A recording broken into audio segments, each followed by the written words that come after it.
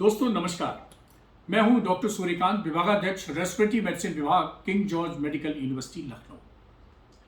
दोस्तों, मैं आपको एक बीमारी के बारे में बताना चाह रहा हूं, जिस बीमारी ने पूरी दुनिया में बहुत ही ज़्यादा एक स्वास्थ्य समस्या के रूप में पिछले 29 वर्षों से स्थान ले रखा है। आप सोच रहे होंगे अभी तो आप कोविड की बात कर रहे थे 2 साल से, अब किस बीमारी की बात करने लगे? जी हाँ, मैं बात कर रहा हूं टीबी की बीमारी की। कोविड पे तो हमारे देश ने काफी कुछ सफलता प्राप्त कर ली है। हालांकि दुनिया के बहुत से देश अभी भी कोविड से संघर्ष कर रहे हैं, लेकिन भारत के प्रधानमंत्री ने, भारत के नेतृत्व ने, भारत के चिकित्सकों ने और भारत के लोगों ने बढ़िया सा एक कोविड टीकाकरण प्रोग्राम चलाकर और बढ़िया सा एक कोविड अप्रोप्रिएट बिहेवियर अपनाकर कोविड पर लगभग विजय प्राप्त कर ली है।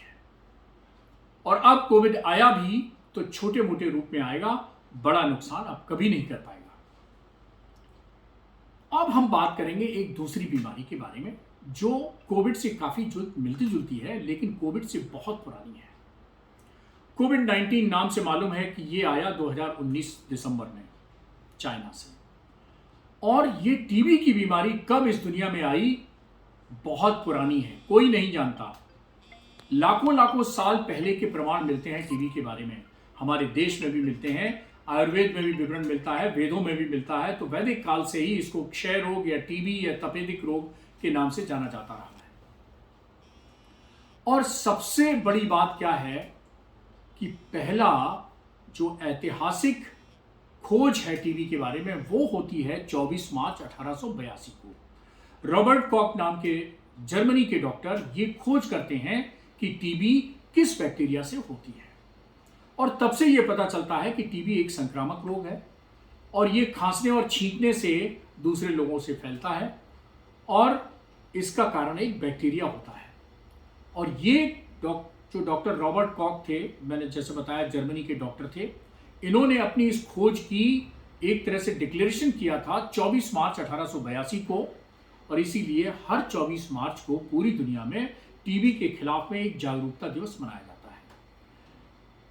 इस 24 मार्च 2022 को भी विश्व टीबी दिवस मनाया जा रहा है। आपको आप समझ में आ गया कि टीबी का विश्व टीबी दिवस क्यों मनाया जाता है। मैं आपको बता दूं कि टीबी की इतनी ज्यादा भयावहता है हमारे देश में भी और दुनिया में भी कि 1993, जी हाँ 1993 में विश्व स्वास्थ्य संगठन ने टीबी को डिक्लेयर किया ग्लोबल हेल्थ इमरजेंसी। अभी आपने देखा होगा जनवरी 2020 में WHO ने कोरोना को ग्लोबल हेल्थ इमरजेंसी डिक्लेयर किया था, लेकिन ये इमरजेंसी तो 2 साल 2.5 साल रही और उसके बाद समाप्त हो गई। लेकिन टीबी के बारे में जो ग्लोबल हेल्थ इमरजेंसी है WHO की, वो पिछले 29 साल से जारी है। विश्व के इतिहास में शायद ही कोई ऐसी बीमारी होगी जिसमें ग्लोबल हेल्थ इमरजेंसी जिसको डिक्लेयर किया जाए और 29 साल से ये समस्या बनी रहे। तो आप सोचिए, लाखों हजारों साल से इस बीमारी का वर्णन मिलता है, इस बीमारी के बारे में डिस्क्रिप्शन मिलता है। हमारे आयुर्वेद में कहा गया है कि इसको क्षय रोग भी कहते हैं। क्षय का मतलब होता है डिके। और यही जो है मॉडर्न मेडिसिन के जो फादर कहे जाते हैं, हिप्पोक्रेट्स, उन्होंने भी लैटिन भाषा में इसको थाइसिस कहा, जिसका मतलब होता है डिके या क्षय रोग। और सिमिलर काइंड ऑफ डिस्क्रिप्शन जो है आज से 2 साल 2,500 साल पहले भी मॉडर्न मेडिसिन में भी ये चलता आया है। अब टीबी को ग्लोबल हेल्थ इमरजेंसी क्यों चल रही है, तो आप कुछ आंकड़े हमसे सुन लीजिए। आंकड़े आप सुनेंगे तो आपका दिल दहल जाएगा। अभी कोविड के पीक में, सेकेंड वेव में 1000 लोगों की जब देश में मृत्यु हो रही थी, तब हम कहते थे कोविड बहुत भयानक है, कोविड बहुत खतरनाक है, कोविड से त्राही है। और मेरे दोस्तों, पिछले 7-8 सालों से हमारे देश में टीबी के कारण रोज 1000 लोगों की मृत्यु हो रही है। जी हाँ, बिल्कुल ठीक सुना आपने। पूरी दुनिया में लगभग 15 लाख लोगों की मृत्यु हर साल टीबी के कारण हो जाती है। हमारे देश में भी लगभग 4.5 लाख लोगों की मृत्यु टीबी के कारण हो जाती है। और प्रतिदिन इस समय भी 1000 लोगों की मृत्यु टीबी के कारण हो रही है। अब आपको समझ में आया होगा कि पिछले 29 वर्षों से विश्व स्वास्थ्य संगठन ने क्यों इसको ग्लोबल हेल्थ इमरजेंसी माना हुआ है। और हम जो चिकित्सक हैं वो इससे बराबर लड़ने की कोशिश कर रहे हैं, लेकिन टीबी को काबू नहीं पाया जा सका है। हजारों लाखों साल से जानकारी है, 150 साल से ऊपर हमको पता है कि ये बैक्टीरिया से होती है। इसका नाम है माइकोबैक्टीरियम ट्यूबरक्लोसिस।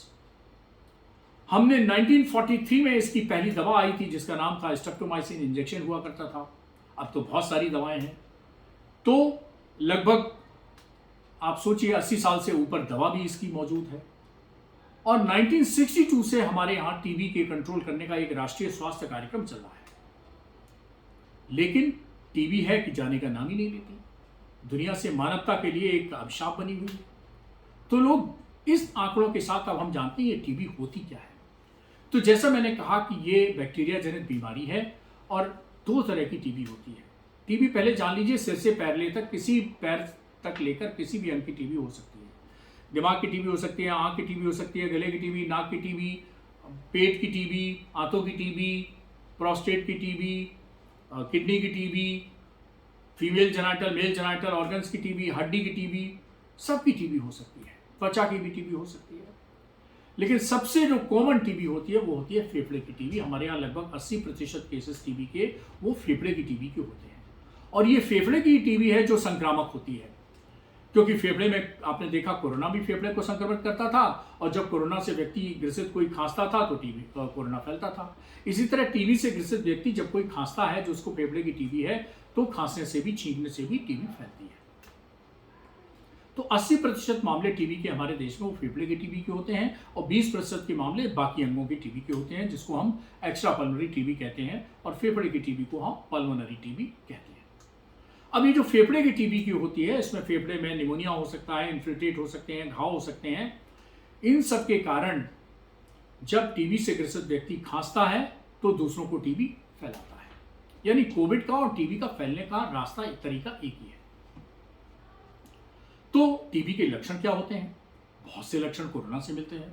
बुखार इसमें आ सकता है, 2 हफ्ते से ज्यादा कहते हैं खांसी हो, बलगम आ रहा हो, खांसी में खून आ रहा हो, भूख कम लग रही हो, वजन कम हो रहा हो, ये सब टीबी के लक्षण हो सकते हैं। कोई बच्चा है, उसकी ग्रोथ कम हो रही हो, वजन कम हो रहा हो, उसके गले में गिल्टियां हो, ये सब टीबी के लक्षण हैं। अब आप या आपके आसपास अगर ये कोई लक्षण किसी को होते हैं तो उसको हम कहते हैं प्रिजम्पटिव टीबी या टीबी का संभावित रोगी। अब हमारे प्रधानमंत्री नरेंद्र मोदी जी ने पूरे देश में ये व्यवस्था की है कि कोई भी सरकारी अस्पताल में आप पास के चले जाइए, टीबी की जांच निःशुल्क होती है, उपचार निःशुल्क होता है, और जितने दिनों तक उपचार चलता है टीबी के रोगी को 500 रुपया प्रति महीना न्यूट्रिशनल सपोर्ट के रूप में भी मिलता है। अब दुनिया ने एक टारगेट बनाया 2015 में। वो क्या टारगेट बनाया कि 2030 से हमें दुनिया को टीबी से मुक्त करना है। तो हमारे प्रधानमंत्री जी ने 13 मार्च 2018 को एक डलई एंड टीबी समिट, उसका नाम है, एक मीटिंग बुलाई विज्ञान भवन दिल्ली में। सौभाग्य से उस मीटिंग में मैं भी मौजूद था और विश्व स्वास्थ्य संगठन के डायरेक्टर जनरल भी उस मीटिंग में मौजूद थे। 13 मार्च 2018 को प्रधानमंत्री जी घोषणा करते हैं कि हमें अपने देश को टीबी मुक्त बनाना है, भारत को टीबी मुक्त करना है 2025 तक। अब सोचिए, अंतरराष्ट्रीय संगठन कह रहे हैं कि टीबी मुक्त दुनिया को करना है 2030 तक, लेकिन भारत के प्रधानमंत्री ने ये लक्ष्य 5 साल पहले ही तय कर दिया। लेकिन रास्ता बहुत कठिन है, इतना आसान नहीं है ये लक्ष्य। और 2 साल तो हमारे कोविड में चले गए, अब तो केवल 3 साल बचे हैं। तो हम सबको मिलकर इस लक्ष्य को प्राप्त करने के लिए हाथ जोड़कर मेहनत करनी होगी। ये केवल नरेंद्र मोदी जी के बस का नहीं है, ये केवल डॉक्टर सूर्यकांत के बस का नहीं है, या डॉक्टरों के बस का नहीं है, केवल कुछ एनजीओज के बस का नहीं है। इसमें जनप्रतिनिधि, प्रधान से लेके प्रधानमंत्री, सबको इन्वॉल्व होना पड़ेगा। चाहे वो एमएलए हो, चाहे वो एमपी हो, चाहे वो जिला पंचायत अध्यक्ष हो, चाहे वो नगर पंचायत अध्यक्ष हो, मेयर हो, कोई भी हो, हर पब्लिक रिप्रेजेंटेटिव को इन्वॉल्व होना पड़ेगा, हर धर्म गुरु को इन्वॉल्व होना पड़ेगा। जैसा हमने किसमें किया था, हमने पोलियो को उन्मूलन किया अपने देश से 2014 में। कैसे कर पाए हम? जब हम, आप और सभी लोग शामिल हुए। तो आज पुनः इस चीज की आवश्यकता है कि हम सब शामिल हों, इसके खिलाफ लड़ाई लड़ें और देश को टीबी मुक्त बनाएं। वो कैसे बनाएंगे, दोबारा मैं ब्रीफ कर देता हूं। अगर किसी को 2 हफ्ते से ज्यादा खांसी है, बुखार है, भूख कम लग रही है, वजन कम लग रही है, या बच्चा है तो ग्रोथ कम हो रही है, गिल्टियां हैं गले में, ये टीबी का एक संभावित रोगी हो सकता है। किसी भी सरकारी अस्पताल में जाइए, जांच निःशुल्क है, उपचार निःशुल्क है, और इसके साथ साथ 500 रुपया प्रति महीने का न्यूट्रिशन सपोर्ट भी सरकार की तरफ से मिलता है। हाँ, टीबी का एक नोटिफिकेशन होता है, वो नोटिफिकेशन की प्रक्रिया करना जरूरी है। तब आपका इंटरनेट पर एक निक्षय पोर्टल पर नोटिफिकेशन होगा, उसके साथ साथ आपका आधार कार्ड और आपके बैंक का अकाउंट मांगा जाएगा, तब वो डायरेक्ट बेनिफिट ट्रांसफर के रूप में आपको 500 रुपया महीना मिलेगा। और उत्तर प्रदेश की राज्यपाल श्रीमती आनंदीबेन पटेल ने एक और आह्वान किया है, जिसके बड़े अच्छे परिणाम आ रहे हैं और पूरे देश में लागू होना चाहिए। उन्होंने क्या कहा है? उन्होंने कहा है कि उन्होंने कल सभी यूनिवर्सिटी से, मेडिकल कॉलेज से, शिक्षण संस्थाओं से, एनजीओ से आह्वान किया है कि टीबी से ग्रसित बच्चों को गोद लें, क्योंकि बच्चा अगर शुरू में टीबी से ग्रसित हो जाता है तो मानसिक रूप से वो टूट जाता है, तो उसको इमोशनल सपोर्ट की जरूरत है। तो कुछ उसको इमोशनल सपोर्ट दीजिए, कुछ उसको बीच बीच में फल और पुष्टाहार ऐसा भोजन दीजिए, बीच बीच में उसके स्कूल कॉलेज के संबंध में कुछ स्टेशनरी वगैरह उसकी हेल्प कर दीजिए। तो एक तरह से टीबी जब तक उसको चल रही है उसको अडॉप्ट कर लीजिए, गोद ले लीजिए।